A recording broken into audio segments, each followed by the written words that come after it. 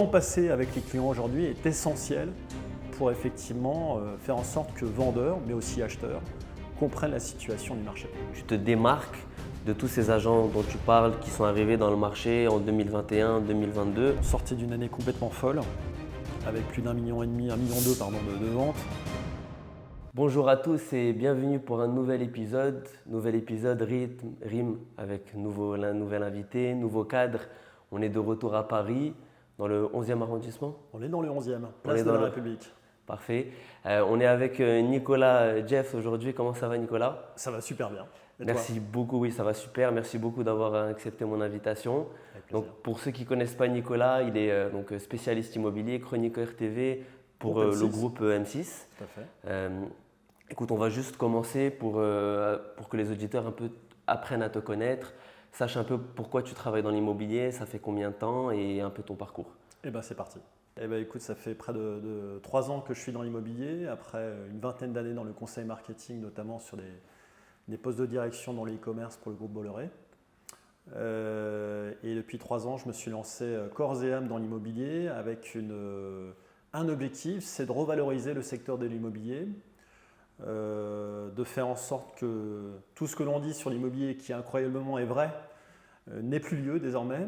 Donc la première année, je me suis lancé comme mandataire pour avoir à disposition l'ensemble des outils et me faire ma propre opinion sur l'immobilier avec une très belle première année, beaucoup de ventes, 6 ventes sur la première année. La deuxième année, j'ai senti le vent tourner puisqu'on va peut-être parler de ça et de la mini-crise immobilière ou en tout cas la mini-bulle immobilière du moment. Et donc je me suis lancé dans la diversification de mon quotidien en passant toutes les attestations diagnostiqueurs, mais en lançant également des sociétés de gestion locative, de conciergerie également. L'idée étant, à travers cette diversification, de proposer le maximum de solutions possibles à tous mes clients, d'avoir un maximum de réponses, puisque l'objectif n'est pas forcément de vendre au quotidien, mais d'apporter en tout cas un éclairage auprès des différents clients que je peux rencontrer. Et puis, depuis la fin 2023, donc ça fait 8 mois, je me suis lancé dans les médias en tant que chroniqueur pour le groupe M6 et puis j'ai eu cette peut-être bonne idée de me lancer sur Instagram et peut-être qu'on en parlera avec effectivement tout le succès rencontré depuis, en tout cas le succès à mon échelle, mais tout ce qui m'arrive depuis 6-7 mois qui est assez extraordinaire. Ouais. Alors, on va revenir sur ce que tu as dit, mais j'aimerais juste relever le point. Tu as dit revaloriser l'immobilier. Oui, revaloriser le secteur. Revaloriser le secteur. Tu dis ça parce que tu trouves que le secteur a perdu de sa superbe? Alors, il n'a pas perdu de sa superbe, mais par contre, il est toute l'image que l'on peut avoir sur l'agent immobilier aujourd'hui, tout ce que l'on peut dire sur les agents immobiliers, à savoir que ce sont, disons qu'ils ont la parole facile, que ce sont des vendeurs de tapis, qu'aujourd'hui c'est très facile de faire de l'immobilier, qu'il suffit d'ouvrir les portes, qu'aujourd'hui tu en as beaucoup qui utilisent ce qu'on appelle des méthodes sales. Et d'ailleurs, à travers mon Instagram, tous les mois, je diffuse une méthode sale. Toutes ces méthodes sales aujourd'hui existent et elles sont utilisées par un grand nombre d'acteurs dans l'immobilier. Alors bien évidemment, sinon on va me taper sur les mains, ce n'est pas le cas de tout le monde, mais ça existe et tout ce que l'on peut dire aujourd'hui, de près, j'ai pu effectivement, je peux te confirmer qu'effectivement ça peut arriver. Ça peut arriver, donc l'idée c'est quand même de montrer qu'un professionnel de l'immobilier a des qualités, a des compétences, que ça ne se limite pas au quotidien à ouvrir les portes, à dire bonjour, à dire au revoir madame, mais d'accompagner les clients, d'expliquer les choses, d'être dans la pédagogie et encore plus aujourd'hui, c'est ce que je disais au président de l'AFTAIM il n'y a pas plus tard que 4 mois, c'est qu'on est dans un contexte immobilier où pédagogie, conseil, le temps passé avec les clients aujourd'hui est essentiel pour effectivement faire en sorte que vendeurs, mais aussi acheteurs, comprennent la situation du marché. Oui, parce que les 4 dernières années, j'imagine autant au Canada qu'ici en France, vous avez aussi… On a eu un post-Covid extraordinaire avec plus d'1,2 million de ventes, donc c'était un record historique. J'ai envie de dire que tout le monde s'est lancé dans ce secteur-là en se disant que ça allait être extraordinaire, sous l'impulsion de Stéphane Plaza et de tout ce qui peut arriver dans les médias. C'est un peu ce qui s'est passé en cuisine, mais en immobilier depuis les 15 dernières années. Tout le monde s'est dit que c'était facile de faire l'immobilier. Effectivement, il y a 3 ans, on a atteint des records assez incroyables. 25 000 nouveaux mandataires ou agents se sont mis sur le marché. Aujourd'hui, le marché s'est renversé. Je ne suis pas sûr qu'on atteigne les 820 ou 830 000 ventes d'ici la fin de l'année. Et près de 20 25 000 mandataires ou agents immobiliers, au contraire, sont repartis. Ils sont rapidement arrivés sur le marché, mais ils sont rapidement repartis cette année. Et toute la difficulté aujourd'hui, c'est de comprendre les attentes des acheteurs, les attentes des vendeurs et d'apporter de la valeur. C'est ça le métier aujourd'hui, c'est comment apporter de la vraie valeur, d'apporter du conseil, de l'écoute, du temps, d'expliquer les choses. Et on en parlera, moi je parle de ces fameux agents gourmettes depuis quelques semaines, quelques mois. Aujourd'hui, dans une approche du marché, il est hors de question d'accepter le tout va, d'accepter tout ce que proposent les propriétaires, à savoir j'en veux 700 000, écoutez monsieur ou madame, je vous en propose 720 000 pour repartir avec le mandat. Encore la semaine dernière, je l'ai vécu, lundi, je l'ai vécu effectivement. Oui, tu le disais sur je le racontais sur mon anecdote hier matin, c'est qu'effectivement le client voulait 700 000. Beaucoup d'agences ont accepté les 700 000 euros de mandat. Je pense que dans 2 ans, on y est encore, alors que la véritable valeur du bien était plutôt située entre 560 et 580 000. Mais aujourd'hui, ça fait partie de ces méthodes commerciales de certaines agences qui surfent encore sur des méthodes qui marchent parce que les vendeurs, veulent toujours faire le maximum d'argent possible. Donc dans ce cas-là, c'était ça ma prochaine question.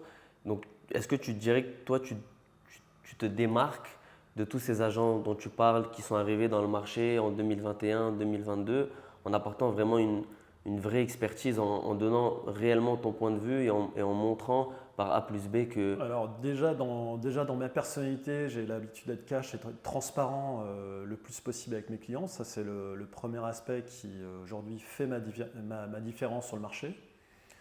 La deuxième expérience, c'est que j'ai plus de 25 ans de conseil dans le marketing, donc j'ai peut-être une approche un peu plus seniorisée quelque part, une approche beaucoup plus pédagogique sur l'immobilier et je suis peut-être un peu disruptif. Le troisième point, c'est à travers la diversification de mon activité. Quand je suis à la fois diagnostiqueur, conciergerie, location, gestion locative, transactionnelle et qu'en plus, à travers mon quotidien, je commence à avoir une culture immobilière qui est assez forte, forcément que les échanges que je peux avoir avec mes clients aujourd'hui ne sont pas du tout de la même teneur que peuvent l'être d'autres agents immobiliers du quotidien, même si par ailleurs, sur le plan commercial, ils sont excellents, voire meilleurs que moi. Et puis le dernier point, c'est que j'ai appris, et c'est ce qu'on apprend au quotidien, à refuser des mandats. On se retrouve souvent à avoir 2, 3, 4 agences en face de nous en concurrence qui acceptent des mandats quoi qu'il arrive. Aujourd'hui, j'ai appris à refuser des mandats parce que clairement, je veux passer trop de temps. Clairement, à l'issue des 3-4 premiers mois, les échanges vont se tendre avec des vendeurs qui n'apportent que très peu de valeur à ce qu'est un agent immobilier ou un mandataire aujourd'hui.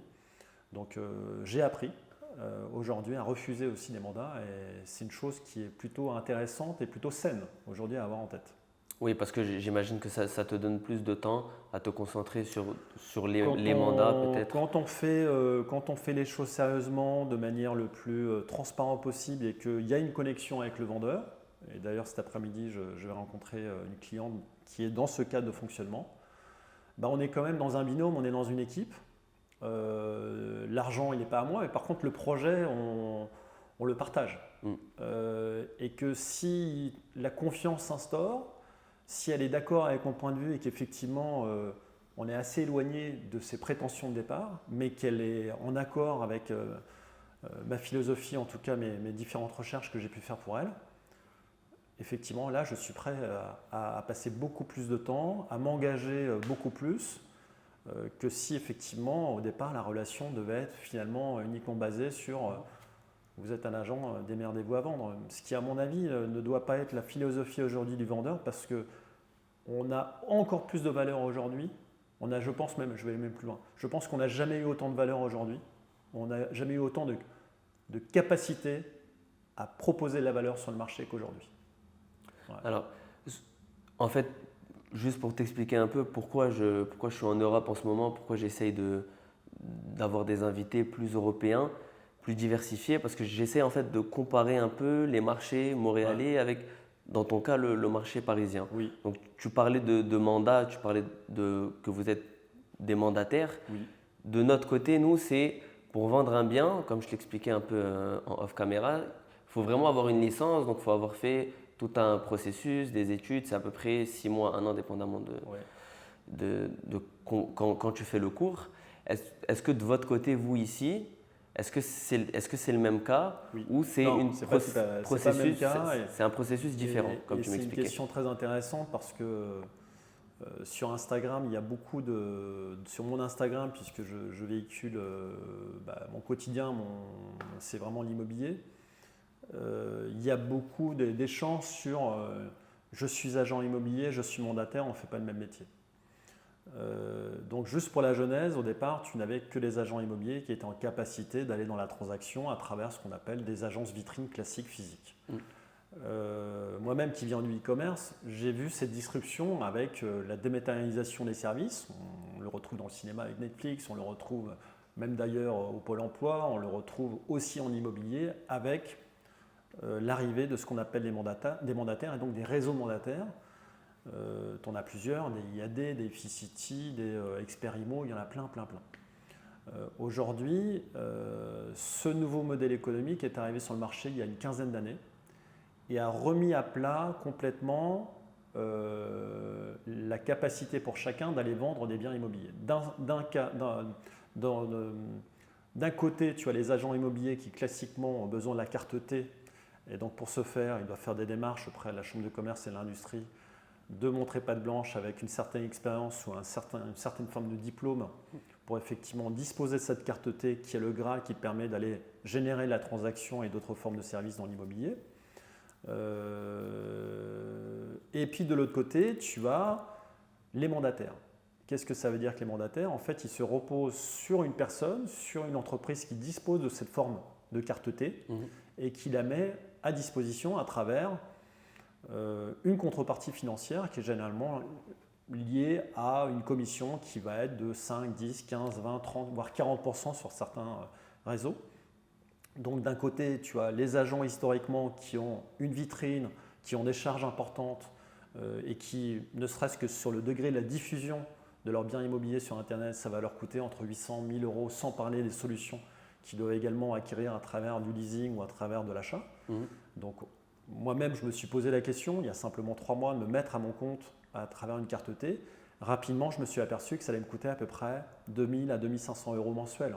Mais est-ce qu'au niveau de la commission, ça ne fait pas un grand changement? J'étais à 100%, par contre 2500 euros par mois, ça veut dire que je prends un risque, d'autant plus dans un contexte immobilier, on en parlera peut-être, qui n'est pas forcément très florissant. Donc tu étais déjà à 100% de la commission. Et de l'autre côté, tu es mandataire, mais ça peut te coûter, tu vois, tu prends un BSK aujourd'hui, c'est gratuit, c'est 0 euros.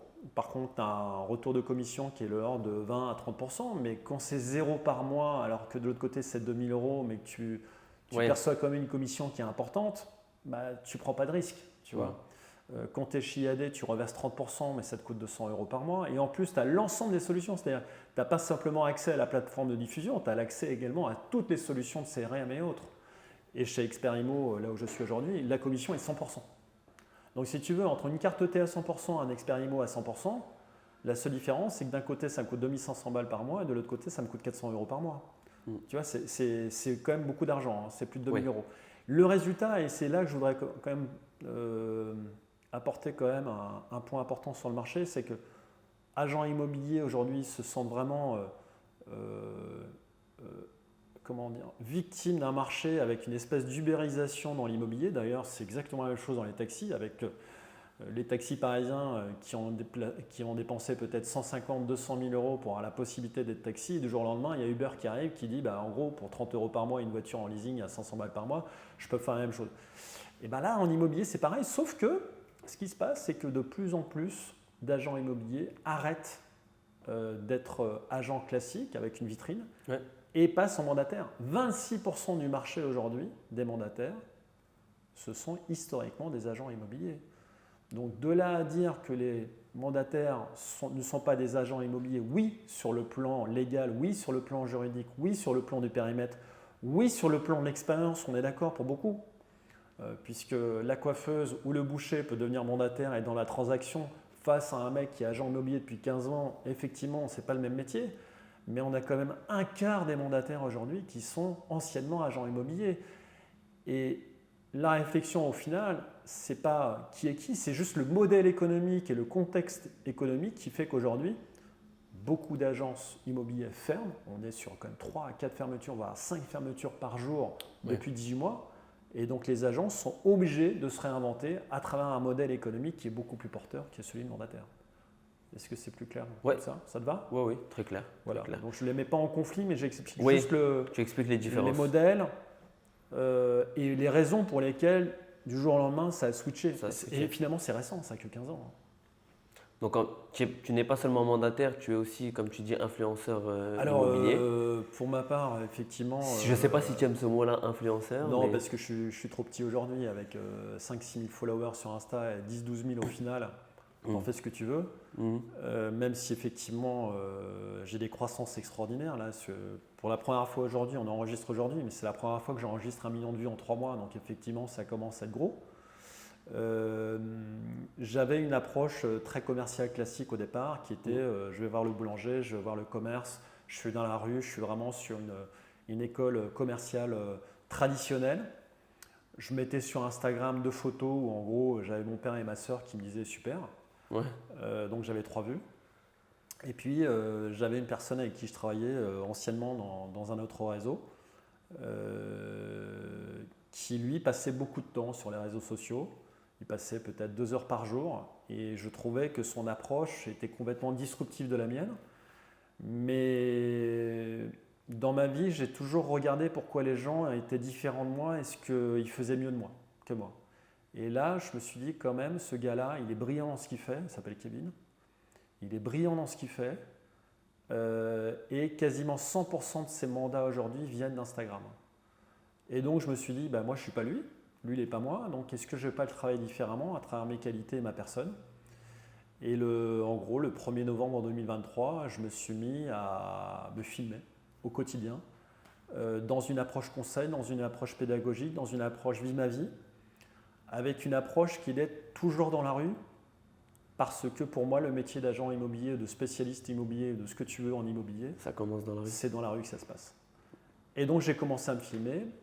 Et puis j'ai commencé par une méthode salle, qui était d'expliquer une méthode qui venait de m'arriver, mais qu'on m'avait également expliquée dans un autre réseau physique.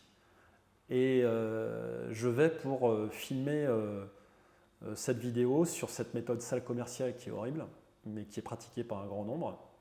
Et je cite le nom du réseau. Mais simplement à l'époque j'avais 56 followers, si tu veux, j'avais ma soeur, mon père, ma tante. Et je mets mon téléphone sur la table, je prends un café avec un mandataire, on papote pendant 3 heures, on avait beaucoup d'expériences en commun et je prends le téléphone était rose écarlate, 150 000 vues, 200 messages, c'était la folie. Le réseau en question avait ramené tous les agents immobiliers du réseau et là je me suis pris un grand nombre de haters, de commentaires. J'ai senti qu'il ne fallait pas aller plus loin. Ma femme m'a dit, tu supprimes cette vidéo, c'est pas possible, tu vas avoir le juridique qui va te tomber sur la tête. Et là, j'ai compris la puissance des réseaux sociaux. Même si j'avais une certaine expérience en e-commerce, en médias, puisque j'ai quand même passé 25 ans dans le domaine, je n'avais pas conscience de la puissance que je pouvais d'un coup générer en tant que moi, personne lambda, dans mon quartier seul. Donc je l'ai supprimé, malgré la puissance, et j'ai quand même fait 200 000 vues sur ce truc-là. Et 3 jours plus tard, j'ai refait la vidéo, sans citer le nom du réseau. Sans citer. Et celle-ci, ça a été mon premier succès. J'ai fait 214 000 vues, je crois, au final. Et ça m'a apporté mon premier millier de followers. Et ça m'a apporté mon premier mandat via Instagram. Ça a été un gros changement pour moi. Donc en ça me disant t'a quand même d'un apporté coup, ok, Instagram peut m'apporter les mandats.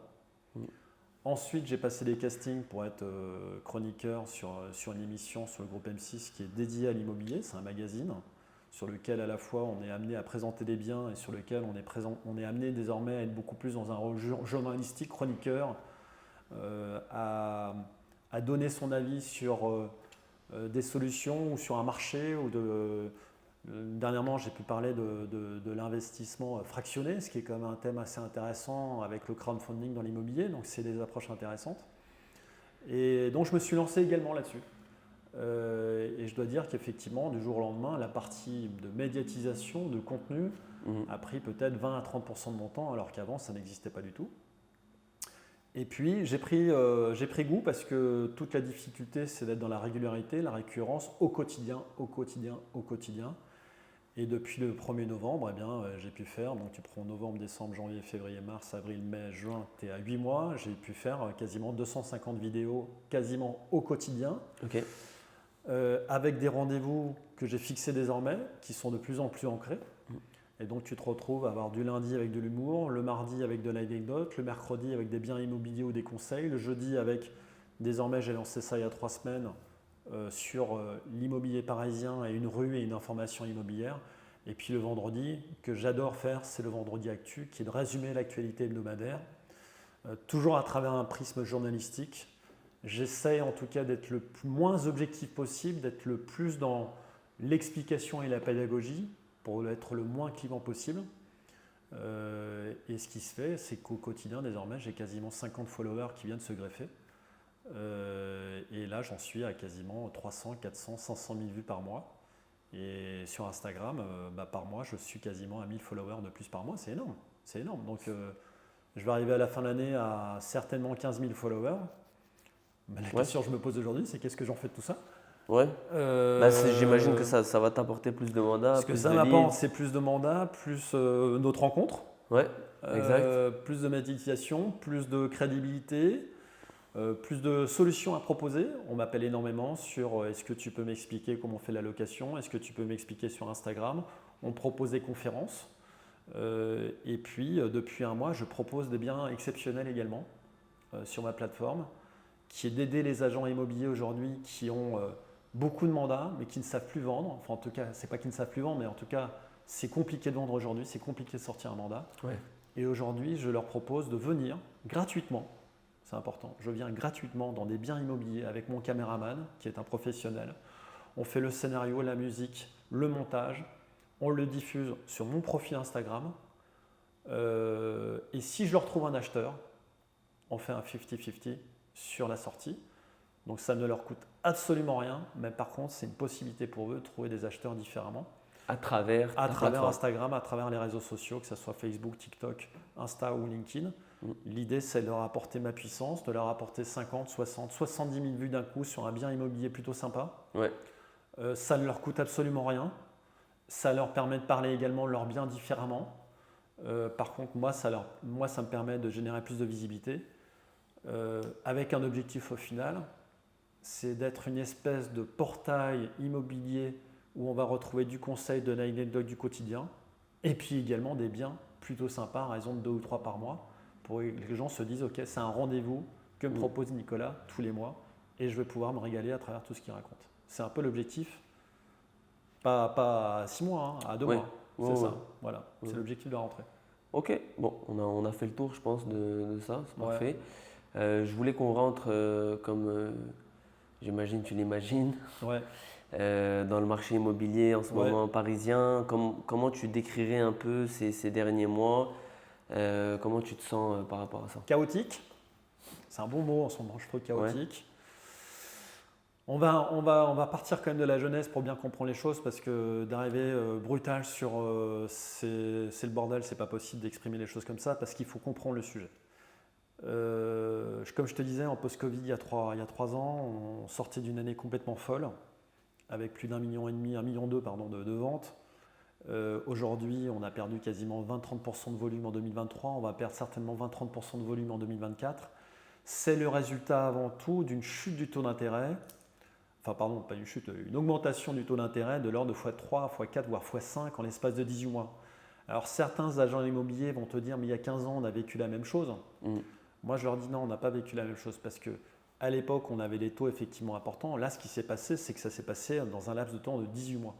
Alors, en 18 mois, les taux d'intérêt ont explosé, littéralement. Moi-même, j'ai acheté en 2020-2021. À l'époque, en 18 mois, ma capacité de financement, si j'avais été dans la situation d'achat 18 mois plus tard, j'aurais perdu peut-être 20 à 30, voire 40% de capacité de financement, avec un delta de près de 1 300 € de remboursement mensuel. Ce qui est énorme. C'est-à-dire que je n'aurais jamais pu acheter mon bien immobilier Parce qu'à l'époque, il faut quand même l'avoir en tête, pendant ces 18 mois, les vendeurs n'ont pas voulu baisser les prix, alors que les acheteurs de leur côté ont vu leur taux passer de 1% à quasiment 5% hors frais d'assurance. Et d'un coup, les gens qui étaient en capacité d'acheter 80 mètres carrés avec finalement de l'argent qui était gratuit, donné par les banques, c'était quand même ça à l'époque, se sont retrouvés à être en capacité d'acheter des appartements de 60 mètres carrés parce que d'un coup, ils n'avaient plus les liquidités, les capacités de financement pour acheter. Donc en fait, le marché brutalement s'est arrêté avec des vendeurs qui d'un côté n'ont pas compris que l'Eldorado était fini parce qu'ils disaient encore, mais il y a encore 6 mois, mon voisin a vendu un appartement à 1,2 million, mon appartement est beaucoup plus beau et comme en plus j'y ai vécu 15 ans, il y a une forme émotionnelle qui est rationnelle, donc mon appartement il ne vaut pas 1,2 million, il vaut 1,4 million. Donc je pense que le maître mot de notre discussion aujourd'hui, c'est pédagogie et conseil. Ouais. Donc effectivement, il a fallu leur expliquer le degré d'inertie, c'est-à-dire la capacité à comprendre le sujet. On en est aujourd'hui à 2 ans et demi plus tard. Il n'est toujours pas assimilé par tous. Et c'est ce que je te disais à travers mon anecdote d'hier, c'est que clairement, mon vendeur d'hier n'a pas compris le sujet encore, à savoir que le marché 2021 n'est plus le sujet le marché 2024. Donc au final, tu as eu un arrêt brutal des ventes. Le marché s'est retourné avec des acheteurs qui ont pris la main sur le marché parce que comme il y a eu beaucoup de gens qui ont voulu vendre mais que les cycles de vente se sont rallongés, eh ben on se retrouve dans une situation inédite qui est complètement folle. Tu as, tiens-toi bien, 2 à 3 fois plus de biens à la vente aujourd'hui qu'il y a 1 an, voire 2 ans. C'est-à-dire que tu as un stock de vente aujourd'hui qui est colossal. Et en face, tu as des acheteurs qui ont moins de moyens qu'avant. Donc ça veut dire que les acheteurs aujourd'hui prennent leur temps. Figure-toi qu'aujourd'hui, au lieu de visiter 2 à 3 biens, ce qui était le cas il y a encore 1 an, 2 ans, il y a 3 ans, on était dans le couloir à courir pour avoir le bien. Parce qu'ils étaient sous pression. Parce qu'on avait une concurrence à folle et que les banques a donné l'argent. C'était gratuit. Là aujourd'hui, il y a une forme de raisonnement qu'ont les acheteurs. Ils ne veulent absolument pas faire de bêtises, d'erreurs. Ils sont dans la peur de l'erreur. Ils ne veulent pas acheter trop cher. Ils veulent être sûrs de leur achat. Résultat, ils visitent entre 7 et 9 biens immobiliers avant de se porter acquéreur. C'est énorme. C'est énorme. Ça vous fait plus de Donc travail. les agents immobiliers n'ont plus la main sur les acheteurs et les acheteurs décident de tout aujourd'hui. Sauf si effectivement, et c'est ce que je dis à l'ensemble de mes clients, sauf si l'estimation du début est la bonne. Quand tu fais une bonne estimation, normalement tu vends encore dans des délais classique. Faut avoir en tête, le marché il est divisé en 3 à Paris. Tu as des biens de luxe, pour moi le luxe c'est 3 millions et plus. Là, il n'y a pas de situation, il n'y a pas de problématique d'argent. Le prix du luxe continue à monter. C'est-à-dire que je veux avoir une terrasse devant la Tour Eiffel, ce n'est pas une question d'argent, c'est une question d'émotion. Et quand il n'y a pas de question d'argent, j'achète quoi qu'il arrive. En plus, j'achète cash la plupart du temps. Donc, j'achète toujours des biens exceptionnels. Ensuite, tu te retrouves à 2 catégories de produits à Paris. Les produits sans défaut, c'est-à-dire bon étage, bonne exposition, bonne distribution, bon prix, charge limitée, bon degré de service, peu de perte d'espace, etc., etc. Bon DPE, ça aussi c'est un sujet, où au lieu de se vendre en 3 jours, ça se vend en 6 jours, mais ça se vend toujours au prix. Le bel appartement 4e étage avec ascenseur dans un bon quartier, belle exposition, belle distribution, oui, mais etc. Est-ce que ça existe un appartement comme ça au bon prix? 10%. Et d'ailleurs, il ne reste pas longtemps sur le marché. Les acheteurs sont toujours là, d'autant plus qu'ils ont tellement peur d'aller sur le reste du marché de 80% que dès qu'il y a ce type d'appartement qui est finalement la réassurance, eh ben, ils vont là-dedans. Et aujourd'hui, tu as 80% du marché qui répond à un minimum l'un de ces critères qui est défaillant, l'un de ces critères qui ne répond pas aux attentes des acheteurs. Donc, problème d'étage, problème de distribution, problème de bruit, problème de luminosité, problème de perte d'espace, problème de charge, problème de DPE, problème de ce que tu veux, de quartier. Eh bien, tu te retrouves aujourd'hui à avoir des décodes de 5, 10, 15, 20 points parfois, surtout sur des DPEG, où ça peut être un sujet à exprimer ensemble. Qu'est-ce qui va en être des DPEG parce qu'on ne peut plus les louer à partir du 1er janvier 2025. Qu'est-ce que tu entends par DPEG? Alors, tu as plusieurs formes tu as des lettres qui répondent à un confort thermique sur chaque appartement, qui vont de la lettre A en passant par B, C, D, E, F et G. Et aujourd'hui, l'État a apporté de nouvelles règles liées à ces DPE. Aujourd'hui, les G, tu ne peux plus les louer à partir du 1er janvier 2025. Les F, ça sera à partir du 1er janvier 2028. Les E, à partir du 1er janvier 2034. Donc ça veut dire que l'État te force à effectuer les travaux pour justement optimiser ta lettre, optimiser ton confort thermique pour que les gens au final dépensent moins d'énergie et que ça soit plus confortable au quotidien. La difficulté aujourd'hui, c'est que tu as 60 à 70% de l'ensemble du parc immobilier parisien qui est entre les lettres E, F et G. Donc toute la difficulté aujourd'hui, c'est d'optimiser les lettres de ces appartements, sachant que, tiens-toi bien, tu as entre 3 et 5 millions de biens immobiliers en France qui sont dans ces lettres-là. Donc c'est excessivement difficile aujourd'hui à optimiser parce que les artisans aujourd'hui, il n'y en a pas tant que ça. Donc on se retrouve aujourd'hui à avoir des textes qui sortent sur peut-être des nouvelles formes de calcul des DPE, ce qui a été le cas au 1er janvier de cette année 2024 avec le gouvernement Attal, qui avait pour objectif d'optimiser et de rendre le parc beaucoup plus sain.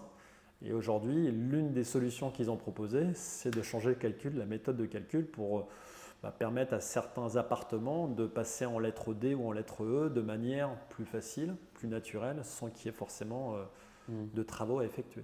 Mais est-ce que dans ce sens-là, ce n'est pas peut-être les appartements les plus demandés sur le marché dans le sens… L'une des premières questions que tu as aujourd'hui sur le marché parisien, c'est quelle est la lettre de ton DPE? Ah ok. Bon. C'est l'une des toutes premières questions. Il y a 2 ans, tu ne l'avais pas. Est-ce que c'est un bon point pour l'acheteur ou pour le vendeur? Eh bien, si ta lettre elle est en C ou D, c'est un excellent point pour le vendeur parce qu'il répond pile poil aux attentes des acheteurs, qui est l'un de ses premiers critères dans sa réflexion d'achat. Au contraire, quand tu es en F et G, tu sais que tu es dans une situation de négociation qui va être potentiellement importante et que ton estimation de départ, si elle ne prend pas en compte cette lettre-là, sera certainement faussée. Aujourd'hui, si tu as 30 mètres carrés en lettre G, on est là quasiment au 1er août. Oui. Ça veut dire que dans 4 mois, 5 mois, on est au 1er janvier 2024 que tu ne pourras plus le louer. Ça veut dire que ta décote dès aujourd'hui, elle doit être au moins de moins 15, moins 20%. C'est énorme aujourd'hui. Donc avoir en héritage ou d'avoir un DPEG et que tu n'as pas effectué de travaux pour ne serait-ce que optimiser la lettre, tu te mets en très très grande difficulté en vue du 1er janvier 2025. Ok. Voilà. Donc ça c'est un enjeu majeur. Ouais.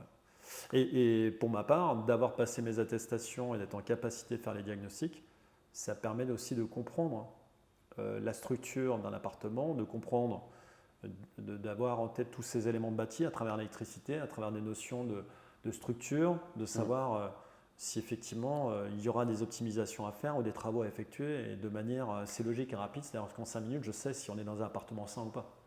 Oui, tu le sens tout de suite. Et ça, dans mon discours, pardon avec le micro, ça dans mon discours, ça change absolument tout dans la relation que je peux avoir avec mon client parce que dans certains appartements, j'ai vu des défaillances sur le plan électrique ou sur le plan de l'isolation que j'ai pu voir en 2 secondes. Je ne suis pas sûr que beaucoup d'agents aient ce type de réflexe aujourd'hui sur le marché.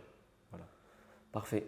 On arrive bientôt, je pense, à la fin de l'épisode. Il y avait encore quelques sujets qu'on voulait aborder ensemble. Surtout, tu sais, les stratégies de vente. Tu me disais que c'est vraiment un point essentiel en ce moment. Oui, je pense. Ouais. Je pense qu'aujourd'hui, quand tu es sur un marché parisien qui fait entre moins 10 et moins 15% sur 3 ans, que tu as moins 20, moins 30% de volume par an depuis 2 ans, que tu as la possibilité de rentrer des mandats assez facilement parce que les vendeurs sont clairement perdus aujourd'hui. La difficulté aujourd'hui, elle n'est pas de trouver le mandat, la difficulté, elle est de sortir le mandat, de vendre. C'est une vraie difficulté aujourd'hui.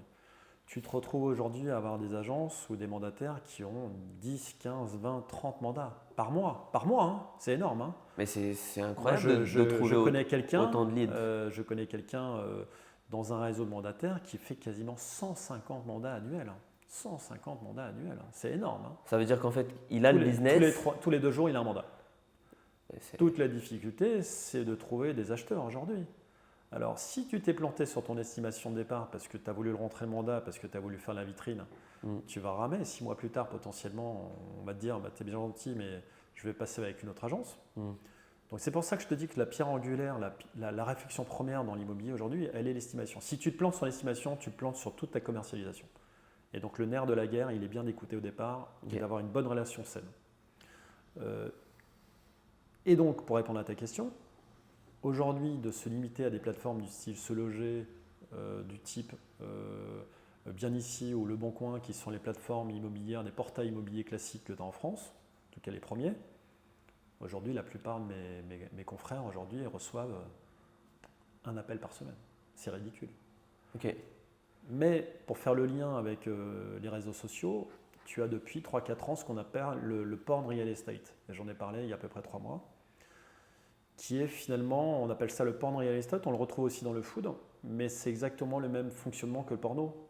C'est-à-dire que tu vois des très très belles choses, mais tu scrolles toute la journée à voir des choses incroyables, des gens très beaux, des femmes ou des hommes très très beaux, pareil dans le food. Tu as accès finalement à de l'irréel et donc tu es dans la frustration parce que tu sais que tu n'auras jamais accès à ça, à ce contenu.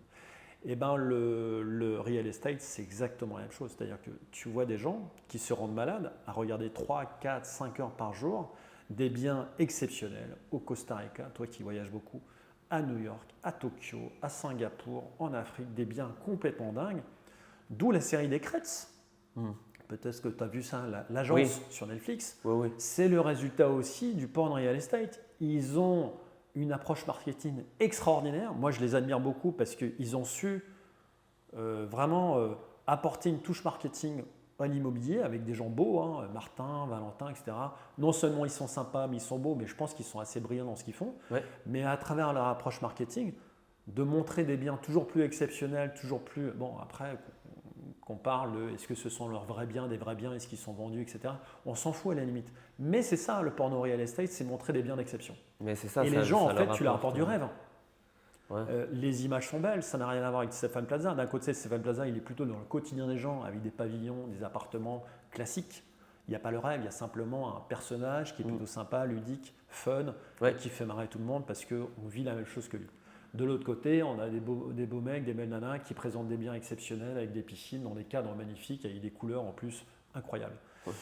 Et donc, j'ai fait un reel il y a le 1er mai dernier sur est-ce que Instagram n'est pas en train de devenir plus gros que les plateformes classiques. Ma conviction, c'est que c'est oui. Cette vidéo a été un carton. Et là, on se trouve dans un appartement où effectivement, sur les 13 premières demandes que j'ai pu avoir pour effectuer les visites, j'en ai 8 qui sont venues directement d'Instagram. Et ça a changé complètement mon rapport avec Instagram en me disant ok, ça veut dire que les plateformes aujourd'hui, à travers le retargeting, à travers nos capacités à cibler des gens, à travers la puissance que ça peut générer, hein, quand tu vas toucher 50, 100 000 personnes à Paris, d'un coup tu vas toucher du monde. Hein. Tu touches beaucoup plus de monde que sur un Se Loger qui va te dire tu as été vu 300 fois cette semaine. Hein. Ce n'est pas la même puissance. Donc ma conviction, c'est que Instagram, TikTok, Facebook, LinkedIn, parce que ça c'est aussi intéressant, LinkedIn a travaillé différemment, sont des plateformes qui effectivement, à travers leur puissance, vont chercher directement des gens qui sont à capacité d'achat, on ne sait pas, on n'est pas à l'abri, de manière puissante, en délivrant des messages de rêve, en travaillant le produit différemment et non pas à travers des photos qui sont plus ou moins étirées, mais à travers des vraies vidéos qui expriment de l'animation, des valeurs de rêve, qui te mettent vraiment en avant le produit.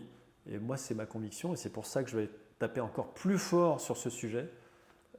C'est que je pense que les réseaux sociaux sont devenus plus qu'une alternative à Se Loger Bien Ici et Le Bon Coin, sont devenus plus que des concurrents. Et un agent d'ailleurs m'a dit qu'aujourd'hui, à l'issue de cette vidéo du 1er mai dernier, m'a dit que 25 à 30% de son business aujourd'hui passait par Instagram. C'est pas 5%, hein. C'est beaucoup, hein. C'est énorme. Hein. Et aujourd'hui, tu te retrouves à avoir des 2-3 profils assez incroyables, les mêmes The Part, des Victoria, qui génèrent des 100, 200 000 euros, 200 000 vues par semaine, par jour, mettant en avant des biens immobiliers. Et certains en ont créé des modèles économiques d'influenceurs de contenu immobilier incontournables sur le marché aujourd'hui. Et moi, je vais avoir une approche qui ne sera pas d'être dans un degré d'influenceur, mais de chercher des acheteurs. Ouais. ce qui sera une approche différente. Mais à terme moi aussi, ça serait peut-être un peu le but aussi de ma page, c'est peut-être commencer à faire des vidéos, tu sais, à travers des agents, des mandataires, comme tu as dit, avec une plateforme, montrer le bien comme tu le fais toi aussi avec, comme tu as dit, d'autres agents où tu mets, tu mets en place aussi ta plateforme, tu viens avec ton vidéographe, etc. Ouais. Et aussi maintenant, ça se fait beaucoup, tu fais des showings, tu fais des visites d'unités Oui. en live Oui. sur Instagram Oui. avec des gens qui sont bien au-delà de nous au niveau follower, mais quand tu arrives aux 300 000… Il n'y en a pas beaucoup. Hein. Dans l'immobilier en France. Ouais. Peut-être pas en France, j'exagère, parce que je parlais beaucoup en au France, niveau… en France, au-dessus de 200 000, ça se compte sur les doigts des mains. Ouais. Il n'y en a pas beaucoup. Hein. Ouais. Au-dessus de 100 000 déjà, il y en a 30. Entre 50 et 100, il y en a un peu plus. Au-dessus de 5 000, dans les agents mandataires seuls, moi déjà à 6 000 sur Instagram, je pense qu'en tant qu'agent indépendant ou mandataire indépendant, je sais que je suis premier de mon réseau. Si j'étais chez IAD, je serais encore le premier d'IAD. Ouais. Je ne suis pas sûr qu'il y en ait beaucoup plus gros. Non. Mais par contre, des agences qui surfent sur le luxe, là, elles font 60-70 000 followers. Effectivement, ils ont des contenus premium. Mais ce n'est pas cela qui m'intéresse. C'est comment est-ce que l'agent dans son coin qui a 112 followers, dont ses cousins dessus, comment est-ce qu'il peut mettre en exergue un produit, sachant qu'il a du mal aujourd'hui à trouver preneur parce que se loger, etc. ne suffisent plus. Et que les gens aujourd'hui, ils surfent sur Instagram 3-4 heures par jour. Hein. C'est devenu un véritable média. Ouais. Et demain, le discours, c'est leur dire que ma venue dans le bien immobilier, elle est gratuite. Parce que si tu vas voir un agent immobilier et tu lui dis que ça coûte 300 balles à chaque fois que tu dois venir, toi déjà, ça ne te rémunère pas parce que ta marge, elle est réduite. Mais en plus, tu demandes à un agent qui gagne en moyenne 1 500 € par mois de donner 20% de son revenu sur une vidéo, ça ne va pas le faire. Tu vois ? Non. Donc cette disruption que je propose au marché aujourd'hui, elle a du sens. En tout cas, c'est ma conviction. Hein. Je suis 100% d'accord avec toi. Mais pour répondre à ta question, oui, et ça c'est aussi ma conviction, je l'ai vu à travers mon ancienne activité dans le e-commerce lorsque j'étais spécialiste Amazon. Ne pas se lancer corps et âme sur un sujet où tu sais que c'est l'avenir, c'est louper le train. C'est ça mon expérience, louper le train. Et que se monter dans le train d'ici 2-3 ans, ça sera trop tard. Parce que le marché sera déjà figé, parce que les expériences seront telles que certains auront une grande avance et une plus forte expérience que toi. Ouais. Donc il faut se lancer maintenant. Donc je me lance maintenant. C'est tout à ton honneur. Voilà. Je voulais finir avec juste une question. Comme toi, tu es chroniqueur et tu es beaucoup présent donc, sur les plateformes, les réseaux. Ouais. Comment tu restes informé à travers toute cette actualité immobilière? Est-ce que tu as des podcasts que tu aimes écouter? Est-ce que c'est plus magazine? C'est une question qu'on me pose quasiment toutes les semaines. Bon. Parce qu'effectivement, tous les vendredis avec mon vendredi actu, il faut que je raconte la semaine. C'est ça. Et la semaine, si toutes les semaines tu dis que le taux d'intérêt il monte, il descend et que c'est la crise immobilière, c'est bon quoi. Toutes les semaines on a fait le tour parce que tu racontes pas grand chose. Donc effectivement j'ai la chance d'avoir autour de moi des agents, des mandataires, des professionnels qui me suivent et qui m'envoient leurs piges immobilières issues de la presse locale, issues de la presse nationale, issues de la presse spécialisée. Et donc je reçois entre 5 et 10 articles par semaine. Ça, c'est ma première source. La deuxième, c'est qu'il y a Figaro Immobilier, qui est un incontournable aujourd'hui, quand même. Alors après, il y a à boire et à manger, mais il y a toujours peut-être un article qui est intéressant. Ensuite, il y a beaucoup de choses avec l'actualité du moment. Les JO et Airbnb, c'est quand même un vrai sujet aujourd'hui. J'ai fait un sujet sur Airbnb et les JO il y a 3 semaines, mais sur le plan européen, avec Barcelone. Je ne sais pas si tu te souviens, mais Barcelone, le maire notamment, qui a annoncé la fin des Airbnb en 2029. Donc, ce qui était intéressant dans ce cadre-là, ce n'est pas simplement de dire Airbnb en danger en Espagne, c'est qu'est-ce qu'il en est des Airbnb globalement en Europe et qu'est-ce qui va en devenir sur la France. En France, il y a quand même 2 thématiques avec le Airbnb, c'est l'annulation de l'abattement fiscal. Ça, c'est quand même un vrai choc parce que le gouvernement avait glissé la mini-erreur, mais le Conseil d'État les a retoqués dernièrement. Et puis, deuxième chose, il y a les DPE qui vont arriver. Ça, il faut l'avoir en tête. En 2026, à mon avis, le DPE, ça sera obligatoire sur les Airbnb. Donc, on va avoir des véritables sujets. Donc, l'idée pour répondre à ta question au final, c'est beaucoup de lecture, Figaro, la presse locale, la presse régionale, la presse spécialisée, Ouais. des magazines comme Conseil Notaire, des magazines comme Management, des magazines comme Capital. Beaucoup d'échanges au quotidien avec pas mal d'agents qui me disent t'as vu ce sujet-là, il est intéressant. Ou alors tu vas sur Google, tu tapes immobilier actualité, et puis arrivé en page 2 ou 3, tu as des sujets qui peuvent être intéressants. L'idée, c'est d'être curieux. L'idée, de temps en temps, malheureusement, les sujets que j'aborde sont un peu complexes et les gens, ils peuvent potentiellement lâcher l'affaire, entre guillemets, Ouais. qui me trouvent un peu trop complexe, mais c'est ça aussi ça l'immobilier, c'est que l'immobilier, on revient au départ, c'est pas simplement ouvrir une porte. Il y a des dimensions fiscales, il y a des dimensions d'imposition, il y a des dimensions d'investissement. Là, on va a priori supprimer la loi Pinel en fin d'année. Ça va être un vrai sujet. Est-ce que l'immobilier aujourd'hui est gage de rentabilité ? Faut se rappeler un truc, c'est que l'immobilier aujourd'hui, les gens pensent que c'est rentable, mais c'est nouveau, ça a 30-35 ans. Nos parents, dans les années 70-80, leur première réflexion, c'était acheter pour habiter, pour se rassurer. Ce n'était pas en vue d'investir et gagner de l'argent dessus. Ça, c'est nouveau, c'est depuis les années 90, c'est assez récent. Donc demain, est-ce que l'immobilier sera gage d'investissement et de rentabilité ? J'en suis pas sûr. Il y a peut-être des communes en France comme Lille, comme Rennes, comme Montpellier qui effectivement présentent des taux de renta de 6, 7, 8%. Ça présente de l'intérêt. Paris aujourd'hui, tu as entre 2 et 3. Il n'y a plus d'intérêt d'investir à Paris, si ce n'est d'avoir du cash et de mettre de côté et se dire je vais me faire 1000 balles par mois. Mais le mec qui veut prendre un risque, ce n'est pas à Paris qui va venir. Donc, est-ce qu'il va plus investir sur des solutions type bancaire demain avec des taux de rentabilité de 5-6% que proposent les banques ? Je pense que l'immobilier va être demain en concurrence avec d'autres formes de solutions d'investissement et que l'immobilier doit se renouveler, que le gouvernement doit réfléchir à ce que doit être l'immobilier de demain, parce que ma conviction, c'est que, et clairement je reprends le terme, l'immobilier n'est qu'une variable d'ajustement de décisions financières et politiques, et que quand on a compris ça, l'immobilier ne pourra rien faire tant que l'immobilier ne sera pas pris en compte dans la réflexion globale de l'économie d'un pays. Alors là, tu vois, je peux lâcher beaucoup de monde, mais c'est ça aussi le Vendredi Actu, c'est d'aller plus loin que quand je parle de l'Assemblée nationale et de la dissolution de l'Assemblée nationale et la résultante sur l'immobilier. C'est aussi ça mon rôle, c'est d'éclairer des sujets qui ne sont pas forcément liés à un simple taux d'intérêt ou se dire le marché décroît de 10%. C'est d'aller plus loin et d'aller expliquer les choses de manière le plus pédagogique possible en vulgarisant mon vocabulaire au quotidien. Voilà. Parfait. Merci beaucoup Nicolas. On va finir sur cette belle question ouverte que tu nous as donnée. Merci à tous ceux qui vont ou qui ont vu l'épisode. Merci à Nicolas encore une fois d'avoir accepté mon invitation. N'hésitez pas à aimer, commenter. Si vous avez des questions, vous pouvez rejoindre Nicolas, vous pouvez me rejoindre aussi. Ça va me faire plaisir de vous répondre. On se retrouve très bientôt pour un nouvel épisode. Salut. À bientôt. Bel été. Bye bye.